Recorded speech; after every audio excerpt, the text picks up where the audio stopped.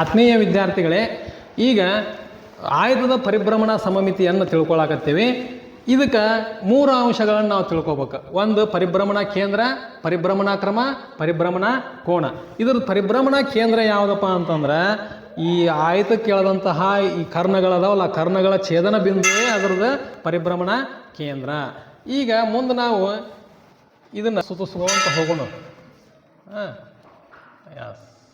ನೋಡ್ರಿ, ಈಗ ಇದನ್ನು 0 ಡಿಗ್ರಿಗೆ ಇಟ್ಕೊಂಡೇನೆ ಇಲ್ಲಿ, ಹೌದಾ? ಇಲ್ಲಿ 0 ಡಿಗ್ರಿ ಐತಿ, ಇಲ್ಲಿ ಬಾಣದ ಗುರುತ. ಈಗ ಇದನ್ನು ಒಂದು ಸುತ್ತಿಸೋನು, ಒಂದು ಸುತ್ತಿಸೋ ಅಂತ ಹೋಗೋಣ. ತನ್ನ ಮೂಲ ರೂಪವನ್ನು ಯಾವಾಗ ತೋರಿಸ್ತೈತಿ ನೋಡೋಣ.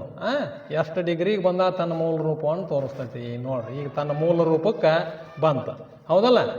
ಎಷ್ಟು ಡಿಗ್ರಿಗೆ ತೋರಿಸ್ದಾ ಬಂದತ್ತದ ತಡೆ ನೋಡ, 180 ಡಿಗ್ರಿಗೆ ತನ್ನ ಮೂಲ ರೂಪವನ್ನು ತೋರಿಸ್ತಿ. ಹಾಗಾಗಿ ಇದ್ರದ್ದು ಪರಿಭ್ರಮಣ ಕೋನ ಎಷ್ಟಂದ್ರೆ ಆಯ್ತದ 180 ಡಿಗ್ರಿ. ಈಗ ಪೂರ್ಣ ಸುತ್ತುನು ಎಷ್ಟು ಸಲ ತನ್ನ ಮೂಲ ರೂಪವನ್ನು ತೋರಿಸ್ತೈತಿ?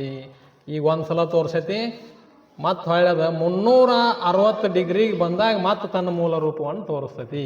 ಹಾಗಾಗಿ ಇದ್ರದ್ದು ಪರಿಭ್ರಮಣ ಕ್ರಮ ಎಷ್ಟು? 2 ಸಲ ತನ್ನ ಮೂಲ ರೂಪವನ್ನು ತೋರಿಸೈತಿ, ಹೌದಲ್ಲ? ಓಕೆ, ಇಲ್ಲೇ ಬರೋದು ಬಿಡು ನಮ್ದು.